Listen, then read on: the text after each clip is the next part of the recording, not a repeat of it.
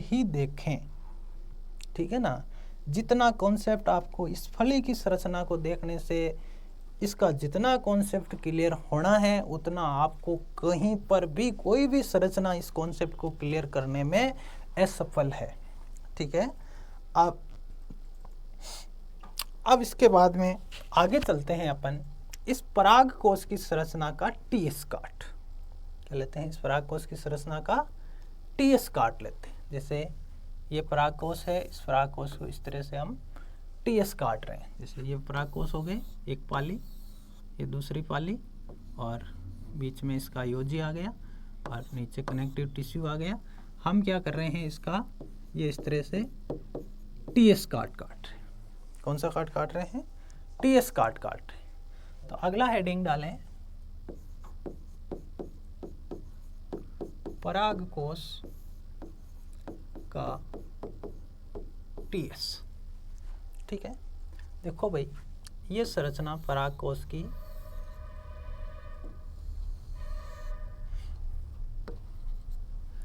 इस संरचना को हमने ऐसे टीएस काटा तो ये संरचना इस तरह से दिखेगी। ये एक पाली, ये दूसरी पाली, बीच में ये इसका योजी भाग और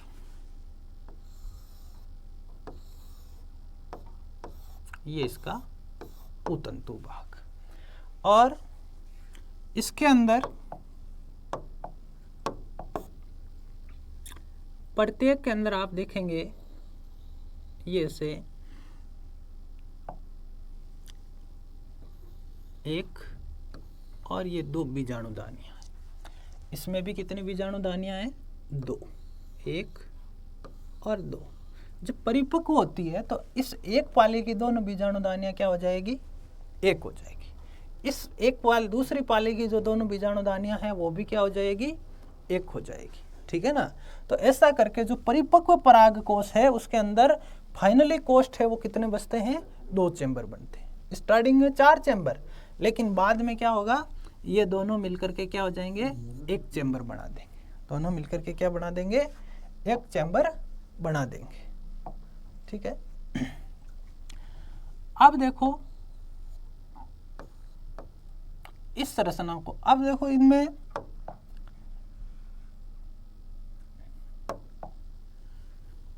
ये संरचना हो गई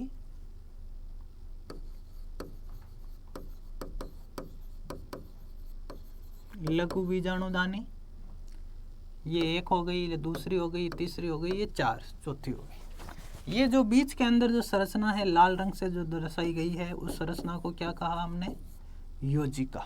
उस संरचना को क्या कहा, योजी कहा। अब देखो एक चीज और बताता हूं आपको, चले भाई,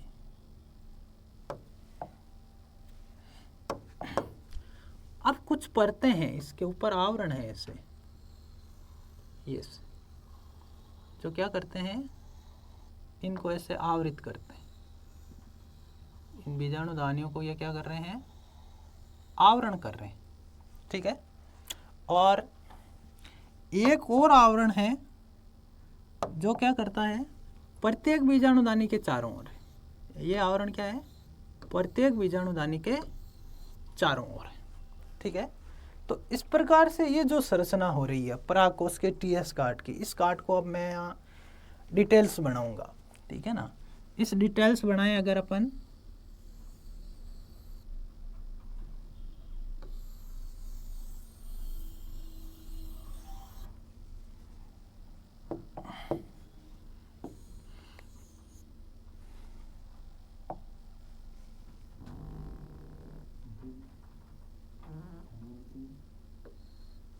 ठीक है, ये बीच में आ गया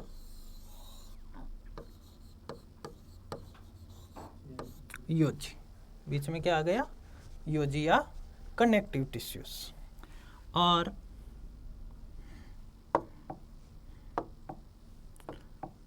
यहां पर ये आ गई एक लघु बीजाणुदानी, ये दूसरी लघु बीजाणुदानी, तीसरी लघु बीजाणुदानी और चौथी लघु बीजाणुदानी। ये 4 लघु बीजाणुदानियां आ गई। और ये जो संरचनाएं हैं ये इसकी भित्तियाँ हैं, ठीक है ना। तो इस रचना को मैं लिख दूं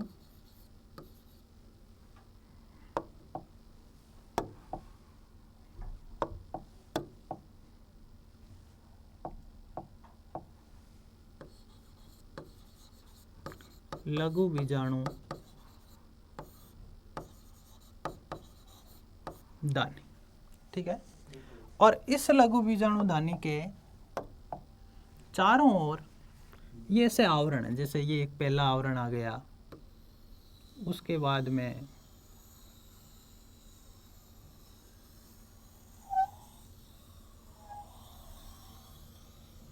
ये दूसरा आवरण आ गया, ठीक है ना। उसके बाद में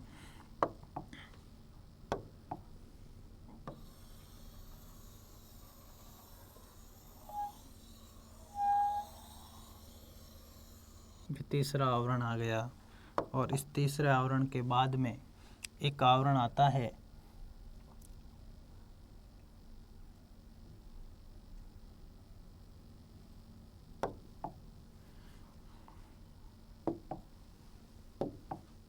वो है चौथा आवरण। और ये चौथा आवरण क्या करता है, इन लघु बीजाणुदानी के चारों ओर है। पहले वाले तो क्या है, चारों लघु बीजाणुदानियों को एक साथ परिबद्ध करते हैं, और ये चौथा आवरण है सबसे अंदर वाला है, वो क्या करता है, इस प्रत्येक लघु बीजाणु के लिए क्या है, सेपरेट है। प्रत्येक लघु बीजाणुदानी के लिए क्या है, सेपरेट है। अब देखो इन परतों को हम नाम दें, इन परतों को, बाहर के जो आवरण है उन आवरणों को हम नाम दें। जैसे ये सबसे बाहर का जो आवरण है ये 1 नंबर, ठीक है। इस आवरण को हमने नाम दिया आदिचर्म या एपिडर्मिस। उसके बाद में दूसरा जो आवरण है, इस दूसरे आवरण को हमने नाम दिया, ये 2nd नंबर पर है, उसे नाम दिया, ये दूसरा आवरण, इसे नाम दिया एंडोथीसियम, ठीक है। उसके बाद में जो तीसरा आवरण आ रहा है अपने पास में, ये है मिडल लेयर, तीसरी, जिसे मध्य परतें या मिडल लेयर्स कहेंगे। और उसके बाद में ये जो चौथा आवरण है जो इसका सेपरेट है, चौथा आवरण प्रत्येक बीजाणुधानी का, और उसे बोलेंगे हम टेपिटम। क्या बोलेंगे इसे, टेपिटम या पोषोतक। पोष यानी पोषण प्रदान करने वाले उत्तक हैं ये, ठीक है। तो ये इस तरह से इस पर क्या हो गए, 4 आवरण हो गए। एक लघु बीजाणुदानी की संरचना के अंदर या एक परागकोश के टीएस कार्ट के अंदर हमें कितने आवरण दिखाई देते हैं, 4 प्रकार के आवरण हैं वो हमें दिखाई देते हैं। अब देखते हैं कि हम इस एक संरचना का डिटेल स्टडी लेते हैं। ये जो एक लघु बीजाणुदानी है, उस एक लघु बीजाणुदानी की स्टडी को हम ले रहे हैं, ठीक है। तो यहाँ लिखें अपन, वही चल रहा है, चलो कोई बात नहीं, परागकोश की संरचना। तो देखो भाई, यहाँ ये ले ली हमने एक बीजाणुदानी, इसकी ये बाहरी परत है, सबसे बाहरी परत, और ये 1 नंबर, और इस 1 नंबर परत को मैं क्या नाम दे रहा हूँ, यहाँ पर इस परत को मैं नाम दे रहा हूँ, पहली परत वो है एपिडर्मिस या अधिचर्म, एपिडर्मिस या अधिचर्म। और इस एपिडर्मिस या अधिचर्म की क्या विशेषता है, देखो भाई, कि पहली चीज ये जो एपिडर्मिस है वो एपिडर्मिस एक स्तरीय, कितनी कोशिकाओं की कितनी स्तरीय है, एक स्तर है, पतली परत है। तो पॉइंट्स क्या बनेंगे इसके, एक स्तरीय, पतली परत। कार्य क्या है, बाहर के जितने भी जो भी आवरण होते हैं उनके जीव विज्ञान की दृष्टि से उसका कार्य क्या होता है, सुरक्षा का कार्य होता है। और इसका कार्य क्या लिख दें हम, ये सुरक्षा कार्य करती है। अब चले हम दूसरी परत पर, अब चलें दूसरी परत पर। तो दूसरी परत का नाम है, जस्ट इसके अंदर वाली आएगी, उसका नाम है एंडोथीसियम, ENDOTHECIUM, एंडोथीसियम। ठीक है, हिंदी नाम है अंतः, हरिओम हरिओम हरिओम हरिओम,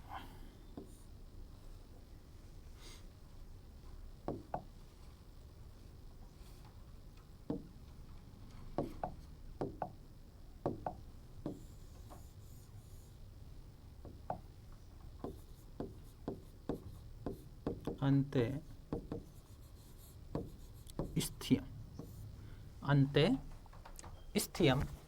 एंडोथीसियम की क्या विशेषता देखो भाई, जैसे यहाँ पर ये जो दूसरी परत आ रही है एंडोथीसियम की, तो इस एंडोथीसियम की क्या विशेषता देखो। जैसे अगर हम ये कहें कि ये एक वृत्त है, ये क्या है, वृत्त है, ये इसका एक केंद्र बिंदु है, तो ये इसकी क्या है, त्रिज्याएं हैं, ये इसकी क्या है, त्रिज्याएं हैं। ठीक है ना, ये इसकी क्या है,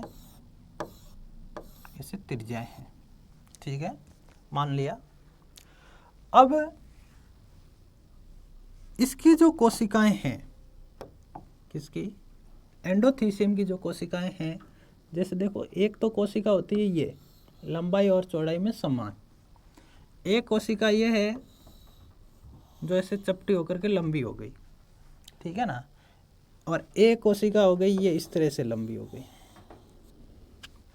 इन दोनों में क्या फर्क है, ये इस तरह से, ये इस तरह से दीर्घित है, ये भी कोशिका दीर्घित है, ये भी कोशिका दीर्घित है। ये कोशिका किसके सापेक्ष है, इस त्रिज्या के सापेक्ष है। किसके सापेक्ष है, इस त्रिज्या के सापेक्ष है। तो ये जो त्रिज्या है इस त्रिज्या के सापेक्ष दीर्घित है। तो पहला पॉइंट देखो, सेल इसकी त्रिज्या के सापेक्ष दीर्घित है, ठीक है ना, इसलिए इन्हें क्या कहा, अरीय दीर्घित, अरीय दीर्घित कहा, इसे रेडियली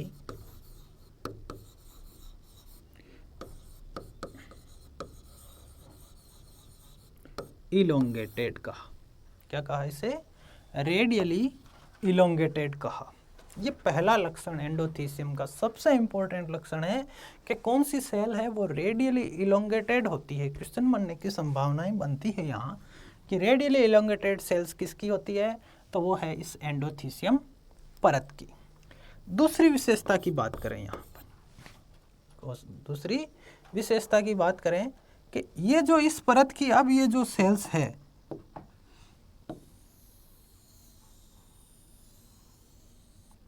जो रेडियली कैसी थी, इलोंगेटेड थी, ठीक है ना, ये सेल्स है, जैसे कह दिया ये से रेडियली इलोंगेटेड सेल का ये एक स्तर है, ठीक है। तो क्या हुआ, एक स्तरीय, कोशिकाओं के स्तर कितने हैं, एक स्तर। और इसके अंदर यहाँ देखें, अब एक अलग ही चीज मिलेगी आपको, इसके अंदर एक इस तरह की पट्टियां पाई जाती है, यस, ये पट्टियां हैं सेल्यूलोज की, अल्फा सेल्यूलोज की। किसकी पट्टियां, ये अल्फा सेल्यूलोज की पट्टियां हैं। तो अगला पॉइंट क्या हुआ, इसके अंदर अल्फा सेल्यूलोज की पट्टियां हैं, इसमें अल्फा सेल्यूलोज की पट्टियां हैं। और ये अल्फा सेल्यूलोज की जो पट्टियां हैं वो कैसी है, ये यू आकार की, किस आकार की है? यू आकार की अल्फा सेल्यूलोज की पट्टियां हैं वो इसमें पाई जाती है। अब देखो सेल्यूलोज का क्या गुण है। सेल्यूलोज के अंदर ये एक गुण है कि सेल्यूलोज क्या करता है, जल अवशोषण का गुण है। तो कहने का मतलब ये जल को जब ग्रहण करता है और जल को छोड़ता है तो इसके अंदर एक खिंचाव और संकुचन की इस तरह के एक भाव पैदा होते हैं या गुण पैदा होते हैं। तो इसके कारण देखो जब परागकोश परिपक्व होगा तो उस समय इस अल्फा सेल्यूलोज पट्टियों के अंदर खिंचाव पैदा होगा। ठीक है, और ये खिंचाव किस तरह से पैदा होगा, जैसे ये सबसे बाहर का स्तर है, बाहर का स्तर में जैसे कह दिया कि ये एंडोथीसियम की सेल्स है और इसमें खिंचाव पैदा होगा। खिंचाव पैदा होगा तो क्या होगा, ये इस तरह से खुलेगा। ठीक है ना, तो या तो यहाँ से खुल जाओ या और किसी निश्चित स्थान से खुल जाओ, लेकिन ये क्या करता है, बाहरी स्तर में खिंचाव पैदा करता है। तो अब बाहरी स्तर में खिंचाव पैदा करता है तो जैसे कह दिया कि यह परागकोश है तो बाहरी स्तर में खिंचाव पैदा करेगा तो ये इससे परागकोश को क्या करेगा, खोलने का काम करता है, परागकोश के स्फुटन का कार्य करता है। ठीक है ना, तो ये किसमें है, इसके अंदर खिंचाव उत्पन्न होता है, इनमें खिंचाव उत्पन्न होता है और ये खिंचाव है ये क्या करता है, परागकोश स्फुटन में सहायक है।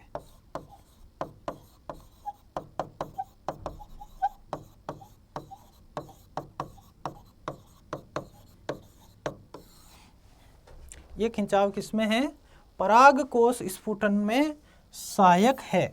ठीक है, तो एंडोथीसियम का सबसे महत्वपूर्ण कार्य कौन सा हुआ, ये अल्फा सेल्यूलोज की पट्टियां जो परागकोश के स्फुटन के अंदर सहायक होती है, ये सबसे महत्वपूर्ण कार्य है। अगर ऐसे क्वेश्चन आ जाए परागकोश एंडोथीसियम परत का सबसे महत्वपूर्ण कार्य कौन सा है, ठीक है ना, या सबसे महत्वपूर्ण गुण कौन सा है, फिर हम कहेंगे सेल है, रेडियली इलोंगेटेड है, ये एक स्तरीय है। ठीक है ना, इसके अंदर अल्फा सेल्यूलोज की पट्टियां पाई जाती है। ठीक है ना, तो इनमें सबसे महत्वपूर्ण जो गुण है वो कौन सा है, इस अल्फा सेल्यूलोज की पट्टियों का जो गुण है वो सबसे महत्वपूर्ण गुण है इसका। ठीक है, तो ये जो इसकी दूसरी परत बनी वो कौन सी बन जाएगी, ये वाली एंडोथीसियम।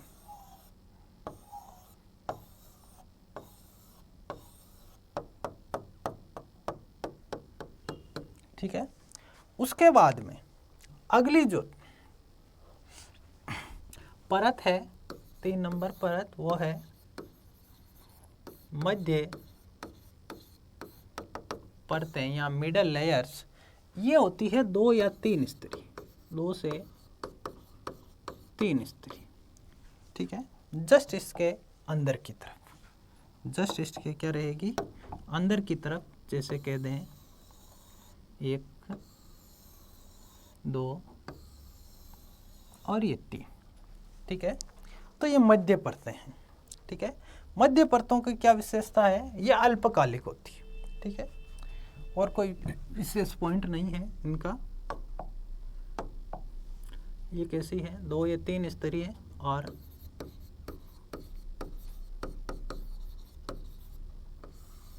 अल्पकालिक, 2 से 3 स्तरीय है और ये परतें अल्पकालिक है। मतलब जैसे जैसे परागकोश का परिपक्व होता जाता है वैसे वैसे इसकी सेल है वो डीजेनरेट होती जाती है। अब यहाँ एक शब्द काम में ले रहा हूं मैं, डीजेनरेट। कौन सा शब्द काम में ले रहा हूं, डीजेनरेट। डीजेनरेट शब्द का अर्थ क्या है, जैसे देखो ये सेल्स है 1 2 3, ठीक है,